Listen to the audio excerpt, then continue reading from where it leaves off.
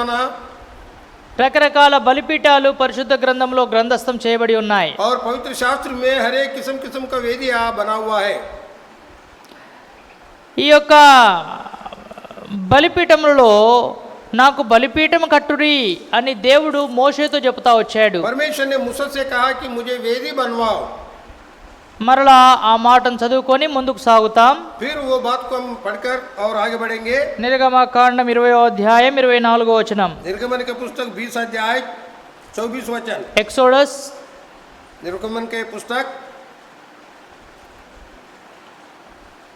Chapter 20 verse 24. 20 अध्याय 24 वचन. నిర్గమకాండం 20వ అధ్యాయం 24వ వచనం. निर्गमन के पुस्तक 20 अध्याय 24 वचन. చదవండి, దేవుని వాక్యంలో నుండి కలిసి చదువుకుంటాం. पढ़िए परमेश्वर के वचन हम मिलकर ध्यान. మంటి బలిపీఠమును నా కొరకు చేసి वेदी बनाना, దాని మీద నీ దహన బలులను సమాధాన బలులను నీ గొర్రెలను నీ ఎద్దులను అర్పింపవలెను. చాలు. मेलबलि करना. మంటి బలిపీఠమును నా కొరకు చేసి. मिट्टी की एक वेदी मेरे लिए बनाना. కాబట్టి దేవుడు మంటి బలిపీఠం కట్టమన్నాడు. परमेश्वर ने मिट्टी की वेदी बनाने के लिए कहा. ఎట్లా కట్టమన్నాడు, ఏం కట్టమన్నాడు విషయాలు చూస్తా వచ్చాం. और कैसे बनाना, क्यों बनाना, वो विषय के बारे में ध्यान करते आए. సరే, మంటి బలిపీఠం కడితే ప్రయోజనం ఏంది అని చూస్తే मिट्टी का वेदी बनाने से फायदा क्या है देखे तो కొన్ని లాభాలు కొన్ని క్షేమాలు మనం చూస్తా ఉన్నాం. कुछ फायदा कुछ सुरक्षा हम ये देखते रहते हैं. మంటి బలిపీఠం దగ్గర మొట్టమొదటిగా నేను మిమ్మను ఆశీర్వదిస్తాను అని చెప్పాడు. मिट्टी के वेदी के पास मैं तुम्हें आशीर्वाद दूंगा करके परमेश्वर ने कहा. రెండవదిగా చూస్తా వచ్చాం, నిన్ను ఆదుకుంటాను. और दूसरा हम देखते हैं कि मैं तेरे साथ रहूंगा. ఆదుకునే దేవుడు ఆయన. నిన్నటి దినం చూస్తా వచ్చాం. कल के दिन हमने देखा कि वो हमारा और संभालने हमारा परमेश्वर. ఈ దినం చూస్తాం, आज के दिन हम देखते మొదటి రాజుల గ్రంథం 1వ అధ్యాయం. पहला राजा पुस्तक. గమనించండి దేవుని వాక్యములో परमेश्वर के वचन ध्यान करो. మొదటి రాజుల గ్రంథం 1వ అధ్యాయం. पहला राजा 1 अध्याय.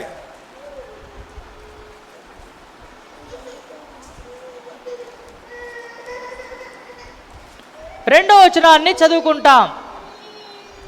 ఫస్ట్ కింగ్స్ पहले राजा पुस्तक చాప్టర్ 1 వర్స్ 2. మొదటి అధ్యాయం 2వ వచనం. और पहला अध्याय दूसरा वचन. కాబట్టి కలిసి చదువుదాం. కాబట్టి వారు మా ఏలినవాడు రాజునగు నీ కొరకు తగిన చిన్నదాన్ని వెతుకుట మంచిది. ఆమె రాజునని సముఖమందుండి నిన్ను ఆదరించి వెట్టకలుటకు నీ కౌగిట్లో పండుకొనని చెప్పి. दूसरा वचन. इसलिए उसके कर्मचारियों से कहा, उसने कहा हमारे प्रभु राजा के लिए कोई जवान कुंवारी और दुल्हन हो जाए जो राजा के सम्मुख रहकर उसकी सेवा किया करे और तेरे पास लेटा करे कि हमारे प्रभु राजा को और गर्मी पहुंचे. కాబట్టి మూడవ మాట ఏం చూస్తున్నాం ఇక్కడ అంటే, तीसरा बात हम ये देखते हैं బలిపీఠం దగ్గర ఆదరణ ఉంది. वेदी के पास आदरण है. ఇక్కడ ఈ మాట ఎందుకు చదివామంటే, ఆ యొక్క యవనస్తురాలు ద్వారా దావీదుకు ఆదరణ కలుగుతుంది. हम ये देखते हैं कि वो जवानी के द्वारा दावीद को आदरण मिल रहे. దావీదు వృద్ధుడైపోయాడు, दावीद बूढ़ा हो गया చలి పెడతా ఉంది. और ठंडी लग रहा था. అలాంటి సందర్భములో ऐसे संदर्भ में ఆ యొక్క యవనస్తురాలుని తన యొద్ద ఉంచారు. और वो जवान को उनके पास में रखा है. తనకు తన ఆదరణ నిమిత్తమై. उनकी आदरण के निमित्त బయట దేశాల్లో కూడా కొన్ని సందర్భాల్లో भारत देश में कुछ संदर्भ में వృద్ధులైన వారు కూడా పెళ్లి చేసుకుంటారు. और बूढ़े लोग भी शादी बनाते हैं. ఎందుకు అంటే क्योंकि వారికి పని చేయడానికి, లేక వారిని ఆదరించడానికి, వారితో సహవాసం చేయడానికి. उनको काम करने के लिए, उनको दृढ़ करने के लिए, उनको सहायता करने के लिए. అంతే. बस. కాబట్టి ఇక్కడ బలిపీఠం యొద్ద మూడవ మనకు దొరికే లాభం ఏంటంటే ఆదరణ. वेदी के पास में मिलने का आदरण तीसरा है. ఎందుకంటే మనము గాలి వానకు కొట్టబడిన వారము. बिना आदरण का हम हवा पानी के बहुत बरसे हुए लोग हैं. రకరకాల సందర్భాల్లో కృంగిపోయేవారము. किस्म का संदर्भ में दबे हुए लोग हैं. అధైర్యపడేవారము, ధైర్యము లేని వారము. हिम्मत हार गया, हिम्मत नहीं है हमको. కుటుంబములో कुटुंब परिवार में సమాజములో समाज में భార్య ద్వారా, बच्चियों के द्वारा, భర్త ద్వారా, पति के द्वारा, తల్లిదండ్రుల ద్వారా, माँ पिता के द्वारा, పిల్లల ద్వారా, बच्चों के द्वारा, ఎటు చూసినా కూడా ఆదరణ లేని స్థితి కనబడతా ఉంది. और बिना आदरण का स्थिति हमको दिखता है। అప్పుడు దేవుడు ఏం చెప్తున్నాడంటే, परमेश्वर ने क्या कहा? బలిపీఠం దగ్గర మీకు ఆదరణ ఉంది. वेदी के पास तुम्हें आदरण है। ఆదరణ లోకంలో దొరకకపోవచ్చు, दुनिया में आदरण नहीं मिल सकता, కానీ ప్రభు యొద్ద బలిపీఠం వద్ద ఆదరణ ఉంది. प्रभु के पास, वेदी के पास आदरण है। ఎఫెసీయులకు రాసిన పత్రిక एफेसी की पत्री 5వ అధ్యాయం, 5 अध्याय, ఎఫెసీ పత్రిక एफेसी की पत्री 5వ అధ్యాయం 5 अध्याय 29వ వచనం, एफेसी 5 29 29 చివరి భాగంలో చూసినట్లయితే, మనము క్రీస్తు శరీరమునకు అవయవములై ఉన్నాం గనక అలాగే క్రీస్తు కూడా సంఘమును పోషించి సంరక్షించుచున్నాడు. 5:29 और क्योंकि किसी ने भी अपने शरीर से बाहर नहीं रखा वरन उसका पालन पोषण करता है जैसे मसीह भी कुलस्य के साथ करता है। సంఘమును పోషించి సంరక్షించుచున్నాడు और कुलस्य को पोषण करके संरक्षण कर रहे, అంటే ఏం చేస్తున్నాడు? సంఘమును ఆదరిస్తున్నాడు. कुलस्य को आदरण कर रहे। సంఘమును ఆదరించే దేవుడు, कुलस्य को आदरण करने वाला परमेश्वर, సంఘమును సంరక్షించే దేవుడు. कुलस्य को संरक्षण करने वाला परमेश्वर। ఎక్కడుందండి ఆదరణ? कहाँ पर है ये आदरण? శిరస్సు నుండి ఆదరణ వస్తుంది. यीशु के साथ आदरण मिलता है। శిరస్సు నుండి. सिर से। శిరస్సు ఎవరు? सिर कौन है? యేసు ప్రభు. यीशु मसीह। శరీరం ఎవరు? शरीर कौन है? సంఘము. कुलस्य। శిరస్సు అయిన యేసు ప్రభు सिर है प्रभु यीशु मसीह। సంఘమైన శరీరాన్ని ఆదరించేవాడై ఉన్నాడు. आदरण देने वाला है, ఆయనే ఆదరణకర్త. वही आदरण करता है।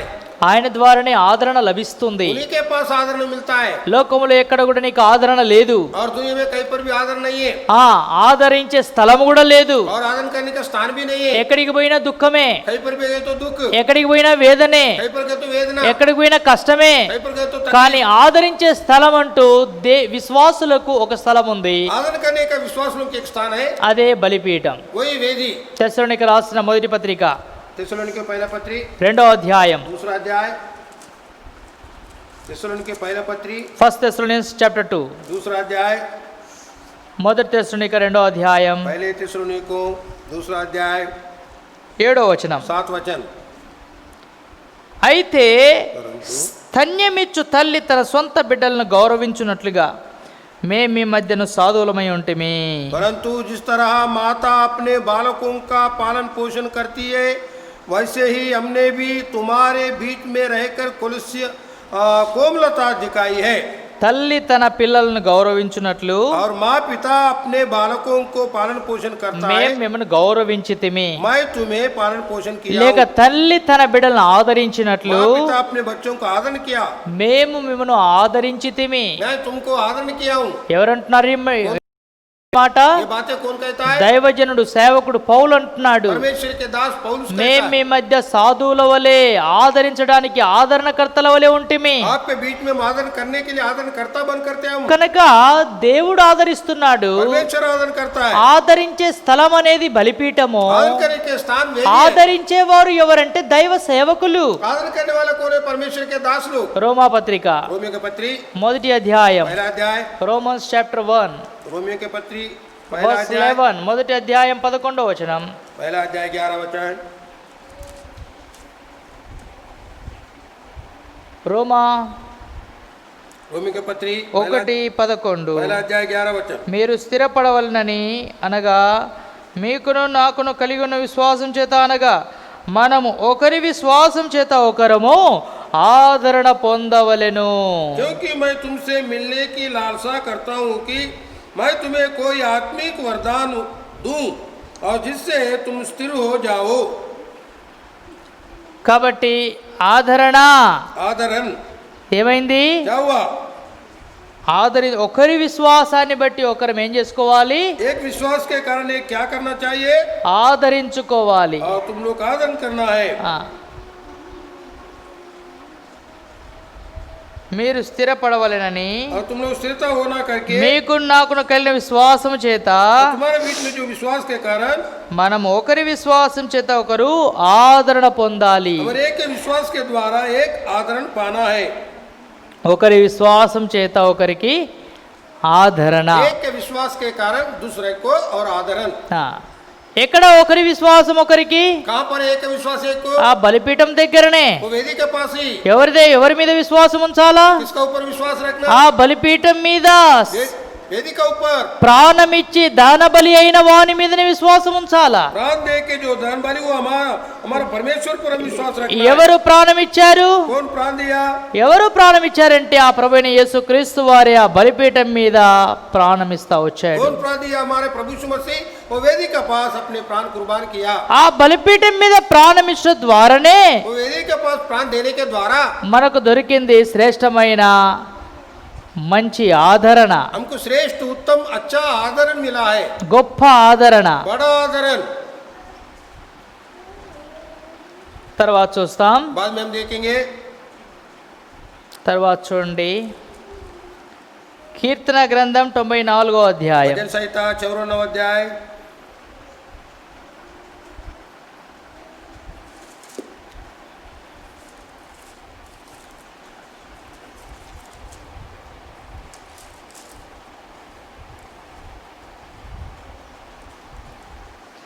కీర్తనలు 94వ అధ్యాయం. भजन संहिता 54 अध्याय.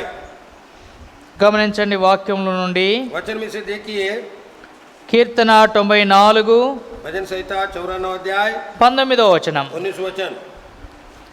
కీర్తన గ్రంథం भजन संहिता 94వ అధ్యాయం 54 अध्याय 19వ వచనం. 19 वचन. నా అంతరంగమందు విచారములు హెచ్చగా నీ గొప్ప ఆదరణ నా ప్రాణమునకు నెమ్మది కలగజేయుచున్నది. जब मेरे मन में बहुत सी चिंताएं होती है तब ये यहोवा तेरी दी हुई शांति से मुझको सुख होता है. ఎక్కడుందండి గొప్ప ఆదరణ? बड़ा आदरण कहाँ पर है? దేవుని యొద్ద ఉంది. परमेश्वर के पास है. అందుకే దావీదు అనగలుగుతున్నాడు, इसलिए दावीद कहता है నీ గొప్ప ఆదరణ నా ప్రాణమునకు నెమ్మది కలుగజేయుచున్నది. हे यहोवा तेरी दी हुई शांति से मुझे सुख होता है. నీ ఆదరణ లేకపోతే तुम्हारा आदर नहीं है तो నాకు నెమ్మది లేదు. मुझे शांति नहीं है. కాబట్టి బలిపీఠం దగ్గర మూడోదిగా మనకు లభించేది ఏంటంటే ఆదరణ. तीसरा वेदी के पास हमें क्या मिलता है? आदरण मिलता है. లోకములో ఉండే ఆదరణ తాత్కాలికమైన ఆదరణ. दुनिया में जो है आदरण कुछ दिन के लिए. రకరకాల ఆదరణలు ఉంటాయి. बहुत किस्म किस्म का आदरण होता है. తల్లి ఆదరణ, తండ్రి ఆదరణ, पिता का आदरण, బంధుమిత్రుల ఆదరణ, मित्रों का आदरण, స్నేహితుల ఆదరణ, दोस्तों का आदरण, భార్యాభర్తల ఆదరణ, पति पत्नी का आदरण.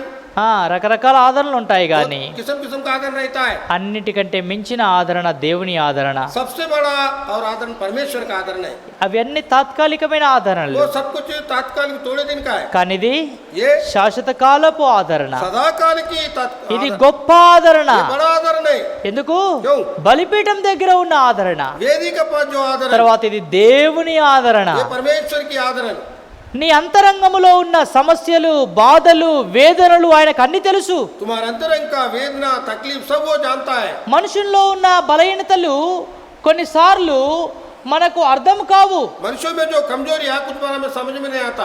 కొన్నిసార్లు ఆ యొక్క ఆ బలహీనత వేదన మనము ఒకరిలో ఉన్న బలహీనత ఇంకొకరు గ్రహించలేము. एक में जो वेदना कमजोर दूसरा ग्रहण नहीं कर सकता. ఎప్పటి వరకు అయితే ఎదుటి వ్యక్తి మనకు ఉన్న బాధలు చెప్పలేడో అప్పటి వరకు గ్రహించలేము. जब तक तो हमारे सामने है जो व्यक्ति का तकलीफ दुख हमको बताए तो కానీ మన సృష్టికర్త అయిన తండ్రి అయిన దేవునికి हमारा सृष्टिकर्ता परमेश्वर మనం को చెప్పక ముందే ఆయన మన యొక్క బాధ, మన ఆయాసాన్ని గ్రహించే దేవుడు. हम बताने के पहले हमारा पिता परमेश्वर ने सबको समझने वाला है. కేవలం ఆయన బలిపీఠం యొద్దకు వస్తే చాలు.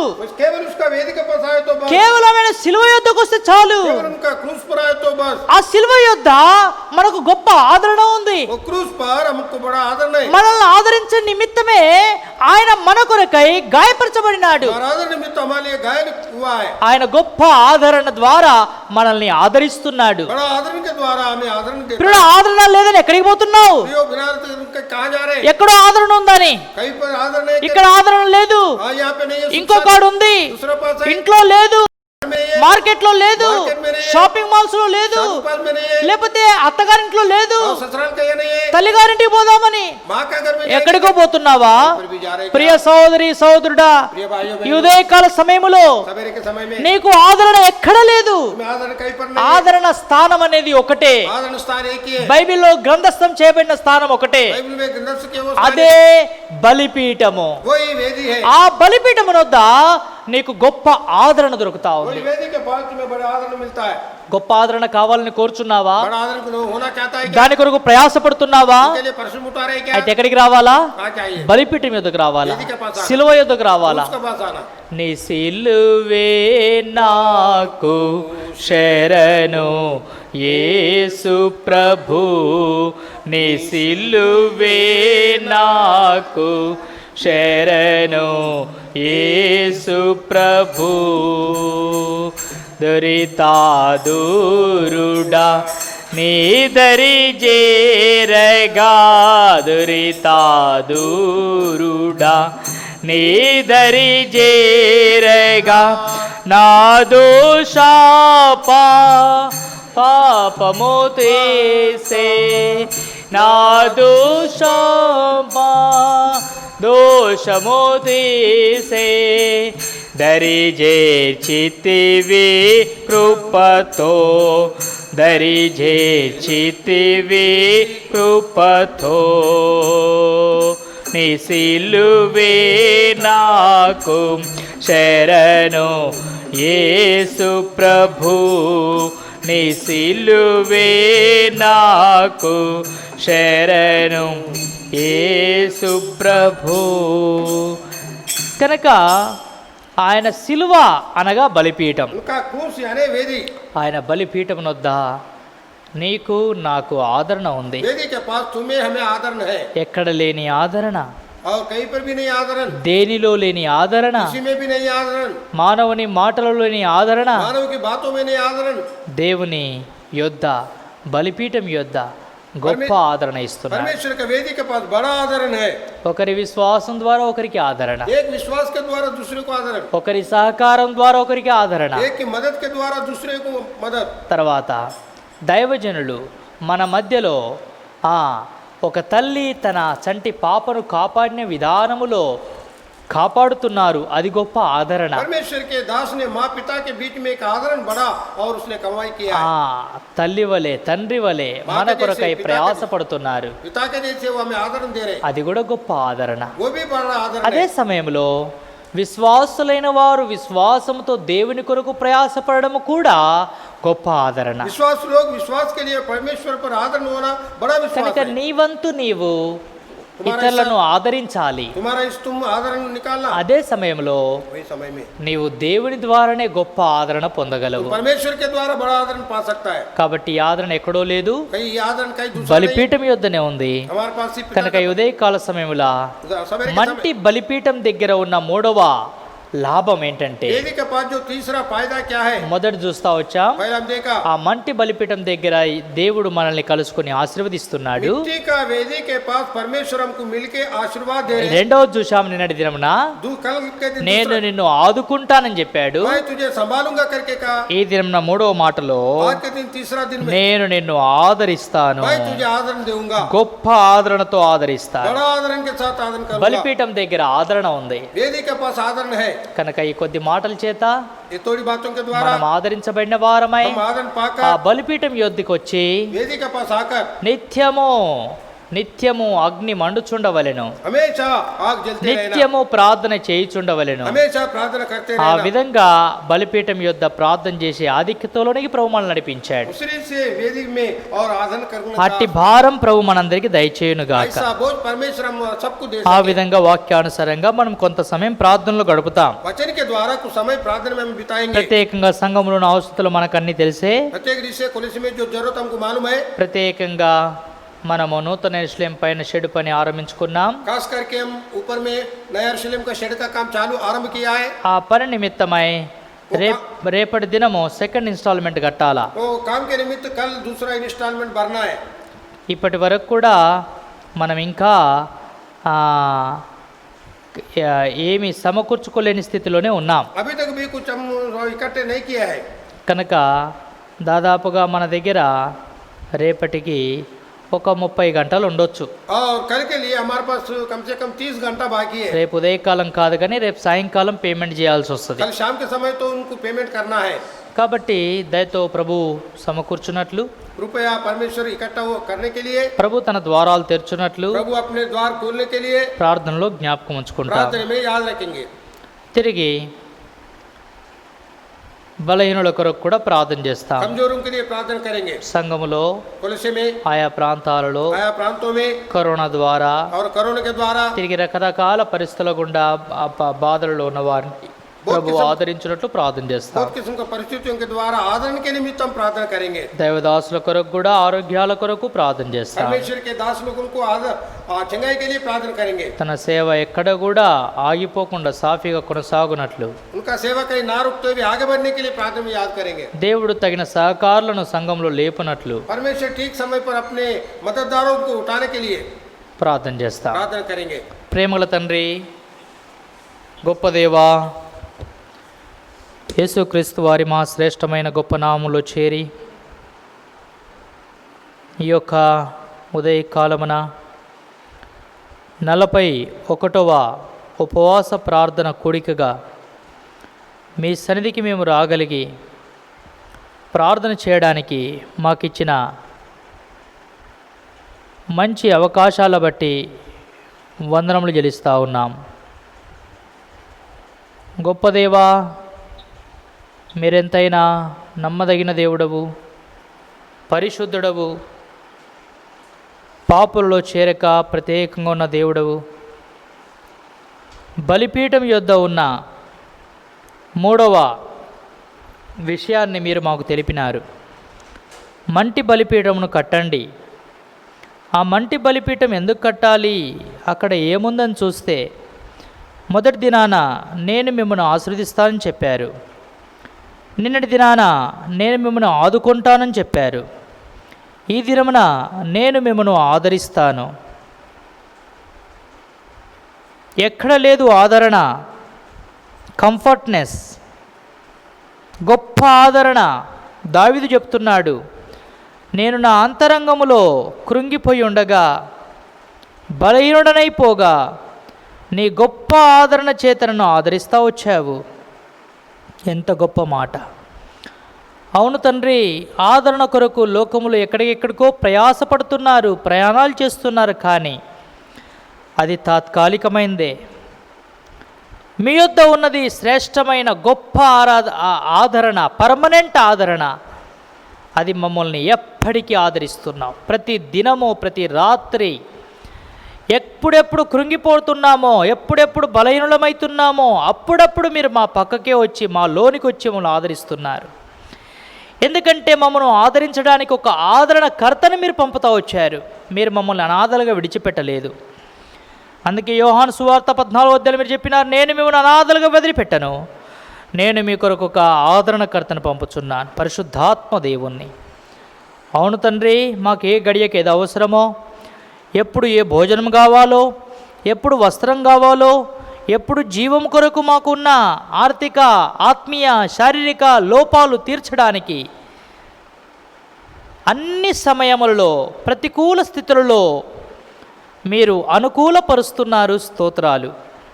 మా దేవా, మా రక్షకుడా, ఇన్ని గొప్ప అద్భుతమైన కార్యాలు చేస్తున్న దేవునికి మేము రుణస్థులమును ఒప్పుకొనుచున్నాం.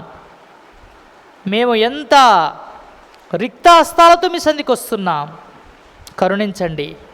మంటి బలిపీఠం యొద్దకు వచ్చి మూడవదిగా నేను మిమ్మల్ని ఆదరిస్తాను. ఎంత ప్రేమగల దేవుడవు! పాడైపోయిన మానవుణ్ణి, మట్టి అయిన మానవుణ్ణి కనికరించావు, మీరు ఆదరిస్తున్నారు. తెలుసు మీకు లోకములో మాకు ఆదరణ లేదని, లోకములో గాలి వానల చేత కొట్టబడిన వారమని, అవమానాలు పొందిన వారమని, నిందించబడుతున్న వారమని, పనికిమాలిన వారమని మీకు తెలుసు. అందుకే మీరు మమ్మల్ని ఆదరించడానికి వస్తున్నారు. బలిపీఠం కట్టండి, అక్కడికి నేను మీ యొద్దకు వచ్చి నేను మిమ్మల్ని ఆదరిస్తాను. అవును తండ్రి,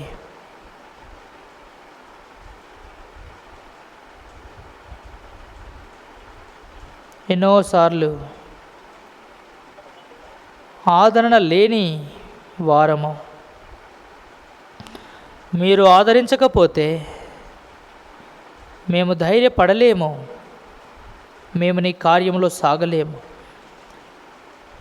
ఈ దినమున సజీవులంగా ఉన్నామంటే, ధైర్యంగా ముందుకు సాగుతున్నామంటే కేవలం మీరిచ్చే ఆదరణ. స్తోత్రాలు. నీ బలిపీఠం దగ్గర నాకు ఇచ్చిన ఆదరణ బట్టి వందనాలు. కృంగిపోయే సమయాల్లో, అధైర్య స్థితులలో, విశ్వాసములో వచ్చే లోపాలు సమయములో నేనున్నాను అని ఆదరిస్తున్నారు. నీ ఆదరణ ఎంతైనా గొప్ప ఆదరణ. కృంగిపోకుండా లేవనెత్తుతూ ధైర్యపరుస్తూ బలిపీఠం వద్ద నాకు ఇచ్చిన ఆదరణ బట్టి వందనాలు. మా ప్రియులకు కూడా ఎంతమంది ఆదరణ లేకుండా ఉన్నారు, మీ గొప్ప ఆదరణ నీ ప్రజలకు దయచేయండి. ప్రత్యేకంగా ఈ దినమున 41 దినముగా ఉపవాస ప్రార్థనలు చేరి వచ్చి ప్రార్థన చేస్తున్నాం. మా ప్రార్థన మీరు అంగీకరించండి. మా ప్రార్థనకు మీరు జవాబు దయచేయండి. మీ సన్నిధిని సంపూర్ణంగా అనుభవించున్నట్లుగా మాకు సహాయం చేయండి. ప్రత్యేకంగా కోవిడ్-19 ద్వారా ఎంతోమంది బాధించబడుతున్నారు. పాజిటివ్ కేసెస్, బలహీనులు అవుతున్నారు, రోగులవుతున్నారు. వారి బలహీనతలలో, వారి రోగములలో వారికి ఆదరణ దయచేయండి, ప్రోత్సాహం దయచేయండి, నెమ్మది దయచేయండి, ధైర్యం దయచేయండి. ప్రభువుపై నమ్మకం ద్వారా మేము స్వస్థపరచబడగలమో నమ్మకం దయచేయము. ప్రభా, మా ప్రియులు తండ్రి భూపాలపట్నంలో మీ దాసుడు శైలేష్ కోవిడ్-19 చేత జగదల్పూర్లో తండ్రి ఐసోలేషన్లో ఉన్నాడు. మీ దాసుడు దయతో స్వస్థపరచము, తగిన మెడిసిన్ దయచేయము. మీ సేవ కొరకు మరలా పునర్జీవింప చేయము, బలపరచుము. ఆ విధంగానే నల్గొండలో కూడా నీ బిడ్డలు రోగులుగా ఉంటున్నారు. వారికి కూడా మంచి ఆరోగ్యాలు దయచేయము. ప్రాముఖ్యముగా రక్షణ దయచేయము, పాప క్షమాపణ దయచేయము. యేసుప్రభువే మాకు ఆరోగ్యం ఇయ్యగలడు, ఆదరణ ఇయ్యగలడు అనే నమ్మకం, విశ్వాసంలో నడిపించము, కాపాడము. రోగం స్వస్థపరచబడుట కంటే పాపములు క్షమించబడడం ప్రాముఖ్యమైన స్థితి కనుక అలాంటి అనుభవంలోనికి నీ ప్రజల్ని తీసుకొని రమ్ము. ఆ విధంగా సంగారెడ్డి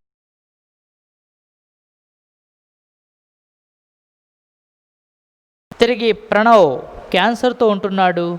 స్వస్థపరచండి, ఆరోగ్యంతో నింపండి, రక్షించండి. సోదరుడు రవి కూడా ఇచ్చిన ఆరోగ్యం బట్టి వందనాలు. సంపూర్ణమైన ఆరోగ్యం, భద్రత ఇవ్వండి. వారి పరిస్థితులలో మీ సన్నిధి దయచేయండి, కరుణించండి. ఈ యొక్క ఉదయకాల సమయంలో ఈ విధంగా ప్రార్థించే సమయం ఇచ్చినారు. ప్రత్యేకంగా నూతన యెరూషలేములో జరుగుతున్న సేవ, పరిచర్య, పనులు, కార్యాలు క్రమంగా జరిగించండి. పైన షెడ్ పని, పిల్లర్లు, గోడ జరిగిస్తూ వచ్చారు.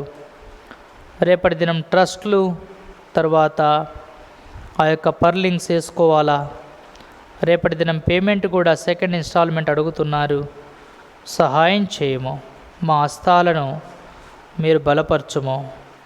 నీ ప్రజలను తండ్రి నీ సేవలో వాడబడాల్సిన ప్రేరేపణతో, మంచి ధారాళమైన హృదయముతో సిద్ధపరచుము.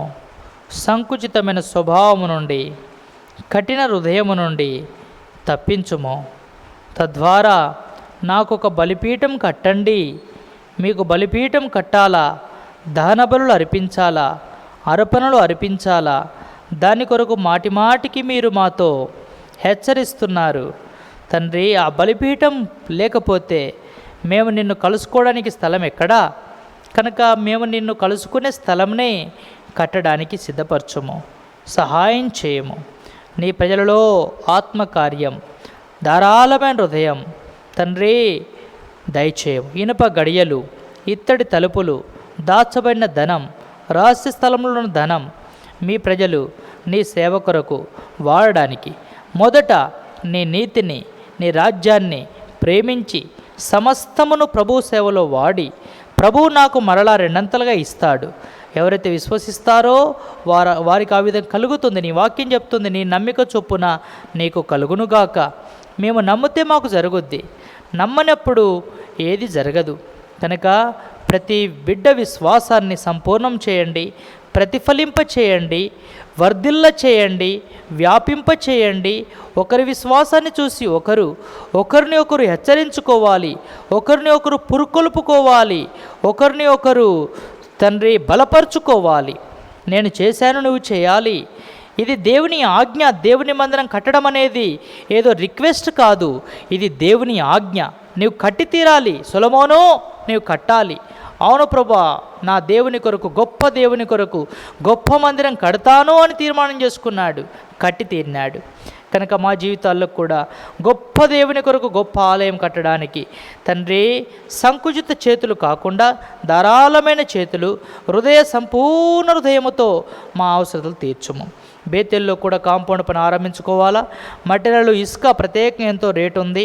ఇసుక, ఇటుక, సిమెంట్ సరైన విధానం దయచేయము. మేస్త్రీలు దయచేయము. తద్వారా తగిన సమయంలో ఆ పని కూడా ఆరంభించుకోవడానికి, ముగించుకోవడానికి మీరే సహాయం చేయము. జరుబబేలు హస్తాలు బలపరిచినట్లు నేడు మా హస్తాలు బలపరచండి. మీ సేవ క్రమంగా విస్తరింప చేయండి, సహాయం చేయండి. ఆ విధంగానే చంద్రపూర్ స్థలాన్ని భద్రపరచుకోవాలా. అది కొంత గుంటలో ఉంది కనుక దాన్ని లెవెల్ చేసుకోవాలా, స్తంభాలు బాతుకోవాలా. అటు తర్వాత మందిరము కన్స్ట్రక్షన్ ఆరంభించుకోవాలా. చంద్రపూర్ ఒక జిల్లా హెడ్ క్వార్టర్ కనుక గొప్ప స్థలం, గొప్ప ఆత్మల ఆదాయం, ఆత్మ మందిరం, శరీర మందిరం, కట్టబోయే మందిరం గొప్పదిగా ఉండునట్లు మీరు మా ప్రణాళికల కంటే మీ ప్రణాళికలు హెచ్చైనవి కనుక మీ ప్రణాళిక ఆ స్థలం ఎడల తండ్రి దర్శించి మీరు మాకు దాన్ని వాగ్దానాలు ఇచ్చి తండ్రి చూపెట్టినారు. మనుషులకు వాడబడనిది దేవుడు కోరుకుంటాడు. జ్ఞానులను సిగ్గుపరచని అజ్ఞానులు ఏర్పరచుకుంటాను అని అక్కడ మంచి మంచి స్థలాలు పక్కకు పెట్టి ఈ స్థలాన్ని మీరు మాకు ఇచ్చారు. దాని వెనుక ఏ ఉద్దేశం ఉందో సంపూర్ణంగా నెరవేర్చుకో. ఓ దేవా, మీ వాగ్దానాలు సత్యమైనవి. మీరు సత్యమైన దేవుడవు. మీరు పొరపాటున కూడా అన్యాయం చేయరు. ఏదైతే వాగ్దానం ఇచ్చారో దాన్ని నెరవేర్చగల దేవుడవు. ఈ ప్రాంతాల్లో 1980 నుండి కూడా మీ దాసులకు వాగ్దానాలు ఇచ్చి ఎన్నో కార్యాలు చేస్తూ వచ్చారు. ఎన్నో ఆటంకాలు తండ్రి, ఎంతో సేవకు నష్టం, చీడ పురుగులు, పసరు గొంగలి పురుగులు